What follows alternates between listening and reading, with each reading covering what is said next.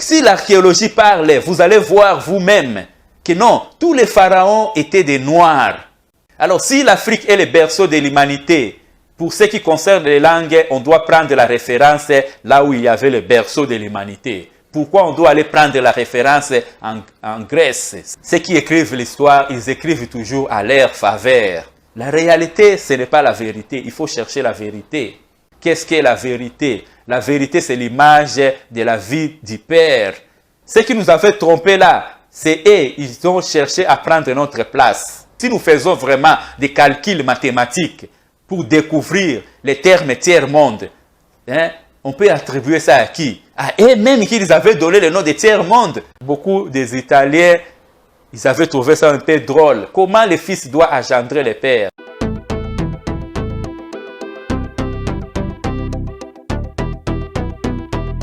Bonjour les amis de Gilles.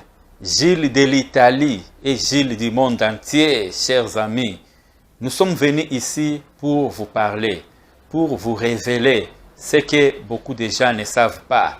Il y a d'autres choses que nous avons ça, mais nous ne savons pas bien interpréter, surtout ce qui concerne les paroles. Sans plus tarder, chers amis, je vais vous donner par exemple les mots qu'on appelle souvent Éden, ce que nous connaissons tous, les jardins d'Éden. Éden, ça signifie quoi? L'Éden, chacun de nous a l'Éden, dedans de lui. Nous avons l'Éden. L'Éden, c'est quoi? Éden, c'est l'ADN de l'homme. L'Éden, c'est ADN que nous avons. Chers amis, qu'on ne vous trompe pas. La parole Éden se trouve dans les principes, ce qu'on appelle les principes d'intériorité. Quelque chose qui indique quelque chose de dedans. Or, l'ADN de l'homme, c'est aussi quelque chose de dedans. Alors, dans l'épisode du jardin d'Éden que nous connaissons, qu'est-ce qui était dérangé là-bas? C'était seulement l'ADN de l'homme qui était dérangé. Le diable avait réussi de détruire, de déranger, de modifier l'ADN de l'homme. C'est la même chose même aujourd'hui. Vous pensez que l'histoire se répète toujours. Ce qui était dérangé dans les jardins d'Éden, ce que le diable avait cherché à déranger, c'est la même chose même dans nos jours. Ce que le diable cherche à déranger dans l'homme, c'est l'ADN de l'homme que le diable cherche à modifier. C'est selon lui, chers amis, il faut ouvrir bien les yeux. Beaucoup de paroles que nous voyons, si vous lisez bien, vous regardez bien, vous allez trouver toujours la signification dedans la parole. Surtout les gens qui habitent dans des régions où était la première langue du monde et ils ont un peu de facilité. S'ils prêtent beaucoup d'attention pour savoir, pour discerner. Je vous donne par exemple l'exemple des mots, toujours dans l'épisode du jardin d'Éden. On nous a dit que non, quand ils ont mangé les fruits, se sont retrouvés nus. Vous savez comment on appelle le nid, la nudité dans la langue congolaise, lingala, on dit mutakala. Si vous regardez bien, dedans la parole mutakala, cela veut dire que nous avons là-bas mutuyakala, signifie vieil homme. Pour dire que après avoir mangé les fruits, se sont retrouvés comme s'ils étaient des vieux hommes. Voilà, c'est ça l'interprétation. Nudité là-bas, qu'on parle là-bas, cela veut dire qu'ils sont devenus mutuyakala. Non mutakala sans habit, mais se sont retrouvés égal à vieil homme. C'est ça, mutuakala. Mutuakala en lingala, quand on dit, cela signifie que vieil homme. Pour vous dire que les gens qui avaient écrit la Bible, c'était la culture altrui. Ce n'était pas leur culture. Je vous dis la vérité, chers amis. Si vous regardez bien, moi souvent je me pose beaucoup de questions. Pourquoi la culture de la Bible ne ressemble pas aux Hébreux qui sont là-bas avec leur culture? Ça ne se ressemble pas. Mais au contraire, si nous regardons la culture de la Bible, se ressemble de plus à des cultures des pays d'Afrique centrale. Surtout précisément que moi je connais le Congo. Ça se ressemble. Au Congo, là où nous sommes là-bas, il y a beaucoup de choses qui se trouvent au Congo, se trouvent dans la Bible. Beaucoup d'autres vont me dire que non, ce sont les Congolais qui avaient triché quand on avait amené la Bible là-bas. Mais non, il y a les noms par exemple des tribus des villages qui restent toujours des générations, Qui vous a déjà dit qu'on a changé le nom d'une tribu? On ne change pas le nom des tribus. Par exemple, moi, je suis de la tribu de Ngala. Au pluriel, on dit Bangala. Oh, chers amis, voilà maintenant les secrets que je vous donne. Quand on dit Bangala, Ba, c'est la forme contractée de la parole Bana. Bangala signifie Bana et Angala. Or, si nous ouvrons la Bible parle, non, Ben Gala. Ben Gala, c'est toujours Bangala. Il faut ouvrir bien les oreilles, les yeux pour voir, non selon le corps, mais selon l'esprit. Cherchez et vous allez trouver, chers amis. On nous a trompés depuis longtemps. Quand on dit Bangala, dans la Bible, il y en a, c'est le tribu de Ben Gala. On ne peut pas nous tromper. Quand on dit Bateke, on ouvre la Bible, on voit là-bas Ben Tekoya. C'est toujours Bateke. Pourquoi beaucoup de tribus du Congo, ça se retrouve dans la Bible, si ce n'était pas la notre culture? Hein, chers amis, même si nous regardons bien, je vous donne toujours des secrets, si nous regardons bien, beaucoup pensent que, même si je vous dis vraiment la vérité, je parle directement, le Christ était noir. Vraiment, Christ était noir. Quand on le faisait transporter la croix, alors, il était fatigué. On avait cherché quelqu'un pour l'aider.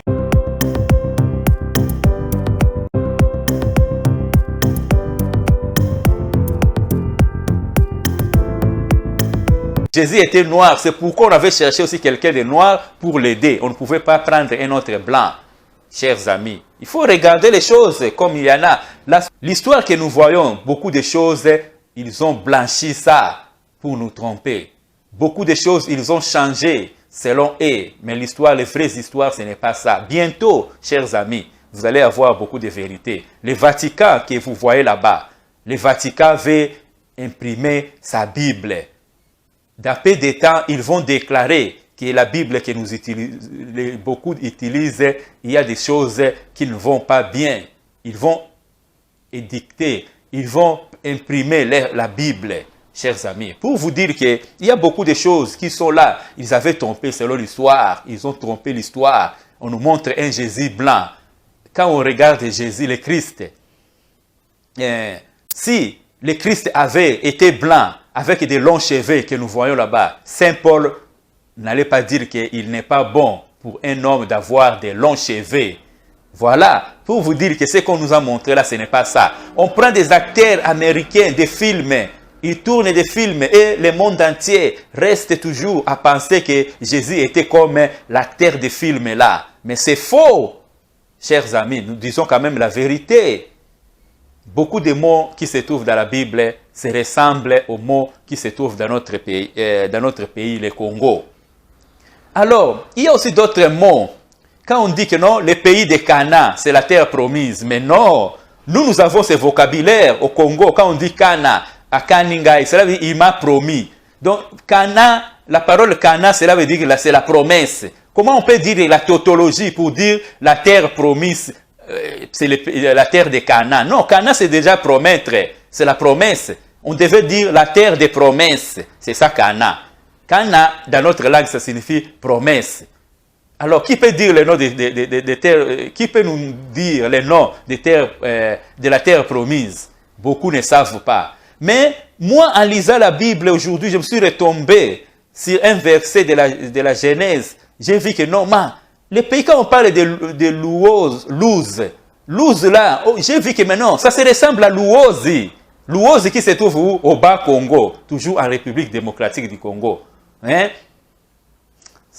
Mes chers amis, cherchons à bien connaître, à demander au Seigneur qu'il puisse nous ouvrir l'intelligence intérieure pour comprendre les choses. Il ne faut pas chercher à être trop scientifique pour comprendre des choses. Non, c'est dans la simplicité que nous allons comprendre des choses. La Bible parle, non, dans les pays de Luz, dans les pays de Cana. Mais Luz, c'est Louozi. Dans les pays, dans la terre promise. Parce qu'on dit que Luz était dans les pays de Cana. Oh, Luz, c'est Louozi. C'est ça, la terre promise, que beaucoup cherchent à connaître les noms. Quand on dit pays de Cana, Cana, ce n'est pas le nom d'un pays. Le mot Canaan signifie terre promise. Quand on dit, il y a un autre langage, on dit que non, le pays de Canaan, cela veut dire que mes oncles, mes oncles. Cela veut dire que le pays de nos oncles. Hein? Chers amis, il ne faut pas chercher à lire la Bible selon les scientifiques. Non, il faut faire comme les juges. Les juges pour interpréter une loi, qu'est-ce qu'ils font? La première chose, ils doivent tout d'abord chercher comment lire les textes de la loi. S'il ne comprend pas ces textes-là, il va chercher à faire des comparaisons avec d'autres lois. C'est ça l'interprétation qu'on fait. La Bible, on ne peut pas interpréter ça de façon que nous voyons. Beaucoup, ils ont interprété des paroles mal. Oh, laissez les morts ensevelir leurs morts. Mais les morts qu'on parle dans la Bible, qu'ils doivent ensevelir leurs morts, ce ne sont pas les morts physiques, qui sont morts physiquement. Non, on parle des morts spirituelles. Hein? Est-ce que vous, quelqu'un qui est déjà mort, comment il va ensevelir ceux qui sont morts? Il ne va pas ensevelir. Mais là, beaucoup de gens interprètent mal. C'est pourquoi l'autre vidéo que j'avais fait en italien, j'ai parlé que non, les cimetières sont des endroits où on doit beaucoup de respect. Parce que là, il y a les âmes de nos parents, les âmes de nos ancêtres. On doit respecter ça. Parce que les Blancs, quand ils étaient arrivés en Afrique, la première chose, ils ont cherché des évangiles pour chercher à aveugler les Africains. Oh, laissez les morts ensevelir leurs morts. Il n'est pas bon à un homme riche pour entrer dans le royaume des cieux. Donc, un homme riche ne peut pas entrer dans le royaume des cieux. Il faut être pauvre. Il dit, oh, errez les pauvres. Mais les pauvres qu'on parle là, ce sont les pauvres en esprit. On ne parle pas de la pauvreté matérielle. Chers amis, ils nous ont aveuglés. Ils ont aveuglé beaucoup d'Africains. Vous savez, il y a d'autres termes, ils collent là. Oh, tiers-monde. Mais tiers-monde, c'est quoi? Ce n'est pas les un tiers de l'humanité. Les pays qui ont dit qu'un tiers de l'humanité. Si nous faisons vraiment des calculs mathématiques, pour découvrir les termes tiers-monde, hein, on peut attribuer ça à qui? À eux-mêmes qu'ils avaient donné le nom de tiers-monde. Parce que les pays qu'ils disent que les tiers-monde sont nombreux. Si le monde, par exemple, est 3 sur 3, nous faisons la fraction, 3 sur 3, on enlève un tiers, on reste avec 2 tiers. Alors, on fait l'inverse. 2 tiers sont les pays qu'ils disent des tiers-monde, parce qu'ils sont nombreux. 1 tiers sont les pays de l'Occident. C'est ça, pour dire que tiers-monde, c'est eux-mêmes qui sont tiers-monde. C'est les nombres, les appellations sataniques, chers amis. On dit quoi? Quand Dieu avait jeté sur terre les anges rebelles, Satan était descendu avec 1 tiers d'autres anges. 1 tiers, ça représente Satan. Et ils ont fait pour nous aveugler, dire que tiers-monde, ce sont les pays qui forment le bloc d'Afrique. Tout ça, ces pays-là qui forment le bloc d'Afrique, si nous regardons bien, même l'Afrique, c'est l'histoire qui nous a trompés. Même quand on parle de l'Afrique, les territoires d'Afrique occupés, tous les territoires que nous connaissons d'Afrique actuelle, une partie de l'Asie aussi, là où il y a de Jérusalem, toute cette partie-là faisait partie de l'Afrique. Oh, quand nous regardons, c'est cette partie-là, ils ont collé pour dire que non, c'est ça, le tiers-monde. Ce n'est pas vrai. Le tiers-monde, c'est l'Occident, c'est le tiers-monde. Parce que pourquoi? Satan, quand il vient pour tromper les hommes, quand il vient pour tenter les hommes, la première chose qu'il va faire, il va vous changer les rôles. Il va chercher à prendre lui les rôles de l'homme et il vous donne son rôle. C'est ça. Ceux qui avaient collé tiers-monde, ils ont pris les termes tiers-monde qui étaient pour eux, ils ont collé ça à d'autres. Chers amis, l'histoire va nous donner raison. L'histoire va nous donner raison. L'histoire va condamner les autres. Mais on doit utiliser l'histoire selon ce qui était passé réellement. Et non blanchir. Ils ont blanchi l'histoire. Ils ont blanchi. Cela veut dire quoi? Cela veut dire que tout, là où était noir, ils ont mis ça blanc. Tous les pharaons d'Égypte étaient des noirs. L'histoire, l'archéologie parle d'une autre manière. Hein? Si l'archéologie parle, vous allez voir vous-même que non, tous les pharaons étaient des noirs. Chers amis, nous avons déjà des preuves. Bientôt, ça sera au niveau mondial, on va annoncer ça. Tous les pharaons étaient des noirs. Afrique était des Noirs. D'autres peuples sont venus après. L'Égypte actuelle, ceux qui occupent l'Égypte actuelle, ce ne sont pas eux qui occupaient l'Égypte dans les temps de l'histoire pharaonique. Ce ne sont pas eux. Ceux qui occupent aujourd'hui sont les Arabes qui sont venus après des conquêtes, des conquêtes. L'histoire va nous donner raison, mais le problème est que ceux qui écrivent l'histoire, ils écrivent toujours à leur faveur. C'est ça le mal, c'est ça, ils nous ont trompés, ils ont trompé toute l'humanité. Mais la vérité finit toujours par triompher, chers amis. Il y a beaucoup de mots dans la Bible, quand on parle là nous voyons que selon la culture du Congo, il y a beaucoup de ressemblances. Même pas des noms des tribus que j'avais parlé. Il y a aussi les noms des cités aussi, des villes. Quand on parle de la ville de Banana, qu'est-ce que ça signifie, chers amis? Quand moi j'ai dit que non, la parole banana, ça signifie nosaye, banana. En italien d'ailleurs, ça tombe bien, banana, nana. Oh, nana dans notre langue du Congo, à Kikongo, ça signifie 8. Qu'est-ce qui s'était passé? Parce que dans la cité de Banana qui se trouve au Bas-Congo, c'est présume que c'est là où l'arche de Noé était arrêtée après le déluge. Pourquoi? Nana, ça signifie 8. Combien de personnes qui étaient dans l'arche? C'était aussi 8 personnes, chers amis. C'était Noé avec sa femme, ses 3 fils et avec ses 3 femmes. C'est 8 personnes qui étaient dans l'arche de Noé. Or, ces 8 personnes-là, c'est eux qui sont nos aïeux. Donc, après le déluge, c'est eux qui avaient peuplé le monde. C'est eux nos ancêtres. C'est pourquoi la parole banane, ça signifie nos aïeux, nos ancêtres. Hein? En italien, ça tombe bien. Pourquoi? Non, non. Donc, grand-père, on dit non, non. Mais quand nous ajoutons bas, un adjectif qui indique la pluralité, ça devient comme banono. Au féminin, on dit banana. Nana, nona, banona. Oh, les personnes se trompent. Pourquoi? J'ai trouvé là où les personnes se trompent quand on donne une parole. Comment expliquer ça? Parce que quand nos ancêtres avaient fait des paroles, avaient donné des significations aux paroles, les voyelles ne comptaient pas.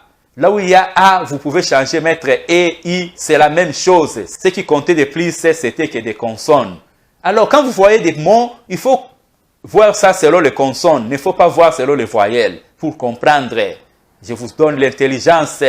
Je vous ouvre les oreilles, chers amis. Celui qui veut arriver à la connaissance, qu'il prête son attention pour suivre.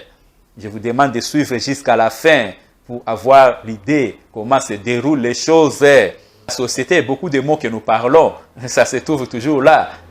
Quand beaucoup de gens prennent comme référence, selon la langue grecque, selon le latin, moi je dis souvent que c'est faux, ce n'est pas bien. Je serais très content si quelqu'un prend la référence selon sa langue maternelle. Je serais très content au lieu de prendre toujours la référence selon les Grecs, selon les Latins. Mais ce ne sont pas les premières langues du monde. On doit prendre la référence selon la première langue du monde. Les autres m'avaient demandé quelle est cette langue, première langue du monde.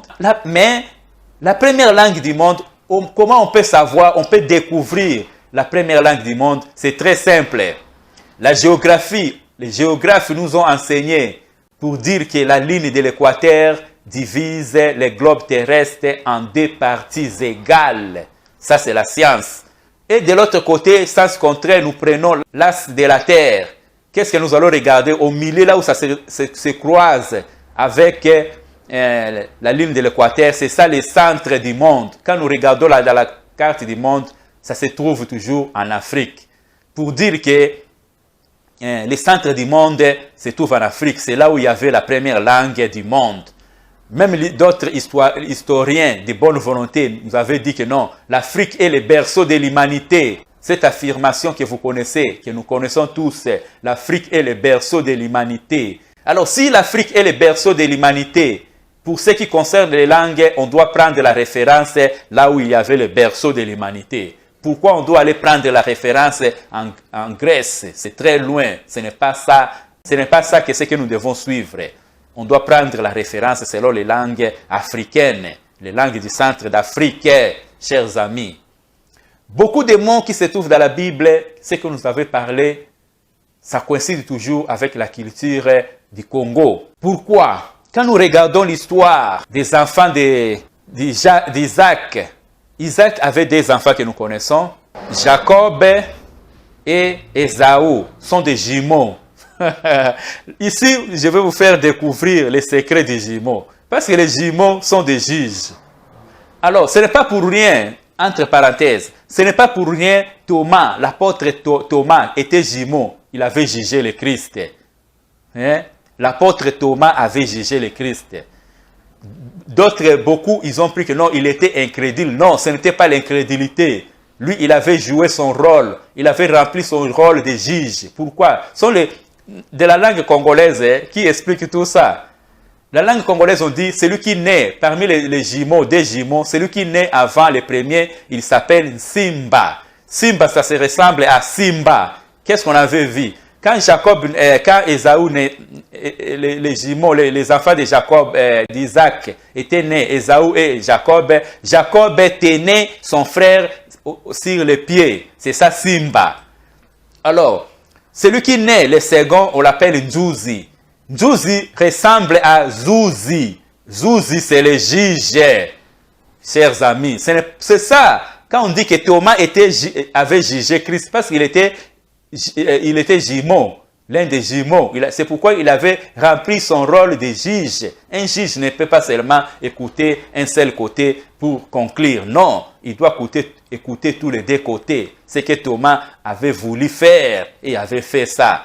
A suivi les apôtres. Les apôtres ont dit que non, nous avons vu les maîtres et ressusciter. Mais lui ne pouvait pas croire. Il devait aussi voir et écouter aussi les juges, écouter aussi les maîtres afin de juger. Il n'était pas incrédule.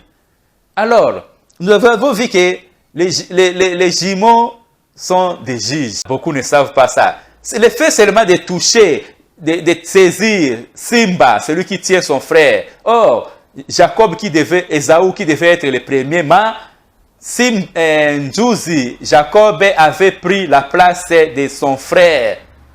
Et c'est Dieu qui avait voulu comme ça. C'est pourquoi Nzuzi était considéré qu'Ésaü avait vendu son droit d'aînesse. Hein, chers amis, il y a beaucoup de choses que nous devons lire selon l'esprit pour comprendre. Parce qu'il y a beaucoup de choses, la façon dont on nous a déjà parlé, la réalité, ce n'est pas la vérité. La façon dont on nous parle, c'est de réalité-là que les personnes retiennent toujours. Ils ne cherchent pas comment critiquer, comment évoluer. La réalité, ce n'est pas la vérité. Il faut chercher la vérité.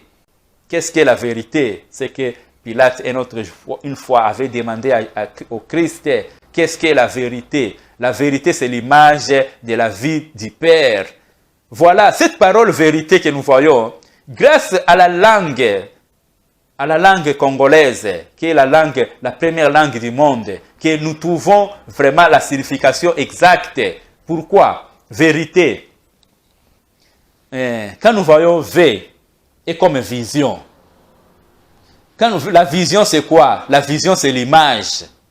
Quand nous voyons Ri, c'est comme Ré, comme roi. Roi, c'est quoi? On dit que roi, c'est la vie. Et puis nous avons T, et final, c'est comme ta. Quand je dis que les voyelles, il n'y a pas la différence. Alors, T final, vérité. T final, c'est comme ta. Ta, c'est quoi? Ta, c'est diminution. C'est l'abréviation du mot tata. Ça signifie père. C'est pourquoi on dit que non, la vérité signifie l'image de la vie du Père.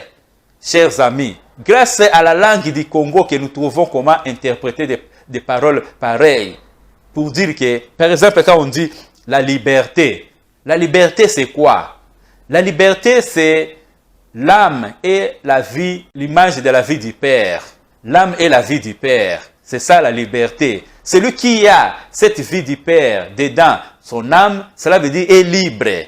Parce que la liberté, ce n'est pas dit que quand vous êtes en dehors du cachot, que vous êtes libre. Quand vous parlez comme vous voulez, que vous êtes libre. Quand vous mangez comme vous voulez, vous êtes libre. Quand vous faites tout ce que vous faites, que vous êtes libre. Non, ce n'est pas ça la liberté. La liberté, c'est quelque chose d'intérieur. La liberté ne peut jamais venir à l'extérieur. Beaucoup de gens qui avaient cherché la liberté à l'extérieur, ils ont appelé le système du marché pour venir à voler l'héritage qu'ils avaient. Nous avons des exemples palpables, visibles dans le monde. En Libye, ils avaient cherché la liberté à l'extérieur. Comment est la Libye aujourd'hui? En Irak, ils avaient cherché aussi la liberté à l'extérieur. Comment ils sont aujourd'hui? La liberté, c'est quelque chose d'intérieur. La liberté part de l'intérieur vers l'extérieur et non le contraire. Celui qui veut être libre, il doit chercher tout d'abord à ranger son intériorité pour être libre, chers amis. Il faut bien comprendre. Nous sommes en train de parler comme si nous sommes en train de jouer. Mais c'est ça vraiment ce que l'homme doit comprendre. Que beaucoup de choses, ils nous avaient trompés. Ce qui nous avait trompés là, c'est eux, ils ont cherché à prendre notre place. Vous avez vu, la spiritualité d'un peuple, c'est là où Dieu avait caché la spiritualité d'un peuple. C'est difficile de voler ça parce que la spiritualité d'un peuple se trouve dans son sang. La première fois, le diable avait réussi à voler la spiritualité de l'homme, à voler l'héritage de l'homme dans les jardins d'Éden, à déranger ce qui est l'ADN de l'homme pour que l'homme puisse devenir esclave, son esclave. Voilà, c'était ça. Alors Dieu, dans sa bonté, il avait caché la spiritualité de l'homme dans son sang. C'est pourquoi le diable cherche toujours à faire couler le sang, parce qu'ils savent que c'est là où il y a la spiritualité de l'homme, c'est là où il y a l'hérédité de l'homme. L'hérédité de l'homme se trouve dans son sang, dans l'ADN de l'homme. C'est ça, la capacité divine qui se trouve dans l'homme. Une fois, quand moi j'avais parlé en italien, j'avais dit que non, les pères engendrent les fils et les fils doivent engendrer les pères. Beaucoup des Italiens, ils avaient trouvé ça un peu drôle. Comment les fils doivent engendrer les pères? Moi j'ai dit que mais voilà, c'est simple. L'homme doit faire naître la condition du père qui est dedans de lui. Pourquoi? J'avais donné un exemple pour dire que non, Dieu c'est comme un millionnaire qui passe, il voit un pauvre, il lui donne 100 euros. Est-ce que le millionnaire, quand il donne 100 euros à un pauvre, qu'est-ce qu'il veut dans ces pauvres-là? Vous pensez que le millionnaire a besoin que ce pauvre-là puisse restituer son 100 euros qu'il lui a donné? Non, le millionnaire a besoin de lui-même. C'est la même chose, Dieu a besoin de Dieu. Dieu a besoin de lui-même. Pourquoi? Vous allez voir un peu drôle, mais je vous explique. Dieu a besoin de Dieu. Pourquoi? En créant l'homme, Dieu a mis dedans l'homme toutes les capacités. La capacité animale, la capacité végétale, la capacité aquatique, la capacité humaine et la capacité divine. C'est que Dieu veut dans l'homme que l'homme puisse développer cette capacité divine pour l'offrir. C'est pourquoi j'ai dit que non, Dieu a besoin de Dieu. Quand l'homme développe cette capacité divine qui est en lui, il offre ça à Dieu. C'est ça, la mission de l'homme ici sur la terre. Et de développer, de faire naître la condition du Père. Parce que la troisième condition, quand ceux qui parlent de la Trinité, ils avaient compris selon eux. Même l'homme aussi, moi j'ai parlé de la Trinité de l'homme. Même l'homme aussi passe cette étape de la Trinité. Alors l'homme, pour arriver à l'étape de la résurrection, à l'étape de la lumière, parce que la résurrection c'est la vie de la lumière, l'homme doit faire naître en lui la condition du Père, la troisième condition. Chers amis, en langue italienne, voilà, pour dire que la connaissance de d'autres langues, la langue italienne avec le lingala, ça marche bien. Parce que nous connaissons tous que sur la croix, Jésus avait crié, Eli, Eli, Eli, Eli. Quand nous regardons en italien, Eli, ça c'est la troisième personne, le pronom personnel. Troisième personne, dit Eli, oh lei. Eli, ça signifie lei. Eli et lei. Lei signifie elle. C'est la troisième personne. Oh, cela veut dire que Jésus, il criait pour la troisième personne de la Trinité, qui était le Père. Parce que le Père, ce n'est pas papa. Les mots, la parole Père et Papa sont deux mots différents. Ils ont deux fonctions différentes. La parole Père, ce n'est pas Papa. Papa, c'est autre chose. Père, c'est autre chose. Père, c'est quoi? Père, c'est qui? Père, c'est l'énergie qui renouvelle les dons de la vie. C'est ça le Père. L'énergie qui renouvelle la vie. Alors, c'est que le Christ, quand il avait crié Eli, Eli, d'autres pensaient qu'il appelait Elia. Mais Élia, quand nous avons vu que non, Élia c'est toujours la troisième personne. La troisième personne qui a la condition du Père. Donc il criait à son Père. Cela veut dire que chacun de nous a son Père dedans. Quand il dit que moi et Père, nous sommes un. Mais l'homme a son Père dedans. C'est la troisième condition. L'homme a son Père dedans de lui. Ne peut pas être séparé du Père. Parce que le Père, c'est l'énergie. Chers amis, le Père qu'on parle, c'est l'énergie, ce n'est pas papa. Beaucoup vont me prendre des fous, mais moi je suis en train de vous dire comment ça se passe. La parole Père, c'est l'énergie qui renouvelle les dons de la vie que nous avons. C'est ça la parole Père. Chers amis, il faut comprendre, nous n'allons pas terminer tout à parler aujourd'hui. Mais je pense que ceux qui m'ont suivi, vous ne devez pas seulement refuser comme ça. Il faut critiquer ça. Il faut m'écrire. Donnez-moi aussi votre point de vue. Moi, je veux vous éclaircir aussi. Parce qu'il faut avoir l'honnêteté scientifique. Tout ce qu'on parle, il faut avoir l'esprit critique, voir, vérifier et vous allez trouver, chers amis. La culture de la Bible ressemble à la culture de la République démocratique du Congo. Beaucoup de gens vont dire, parce que moi, beaucoup de vidéos que j'ai fait en italien, parce que vous m'excuserez, pour le moment, je parle un peu mieux l'italien que le français. Même le lingala, j'ai un peu oublié, mais je comprends tout quand quelqu'un parle. Même le kikongo aussi. Je n'ai pas beaucoup de facilité de parler, mais je comprends. Cela veut dire que quand je parle beaucoup de vidéos en italien, je parle des choses, mais beaucoup de gens ne me comprennent pas. C'est pourquoi je cherche maintenant à parler aussi en français, pour que les gens qui connaissent le français puissent aussi avoir des éclaircissements, puissent aussi mais parler aussi de leur point de vue. L'histoire que nous avons, nous connaissons tous que l'histoire était déjà blanchie par qui? Par les Blancs. Alors, sans critiquer, parce que moi, je parle des problèmes de race, j'avais déjà parlé ça en italien. Je dis qu'ici, dans le monde, nous n'avons qu'une... pour ce qui concerne les hommes, il y a seulement une seule race. Mais pour d'autres choses, nous avons la race animale, il y en a, la race végétale, la race humaine. Pour la race humaine, il n'y a qu'une seule race, mais avec des couleurs différentes. On ne peut pas dire que l'homme, c'est des couleurs qui changent la race, non. Pour les hommes, ce ne sont pas des couleurs qui changent. Pourquoi? Parce que quand on parle de l'homme, l'homme, ce n'est pas l'aspect extérieur que nous voyons. L'homme, c'est l'aspect intérieur. Ce qui est dedans, c'est ça l'homme. Alors quand vous voyez de l'extérieur, vous voulez dire que c'est ça l'homme. Non. Ce que nous voyons à l'aspect extérieur, c'est comme l'habit, l'enveloppe. Le vrai homme, c'est dedans.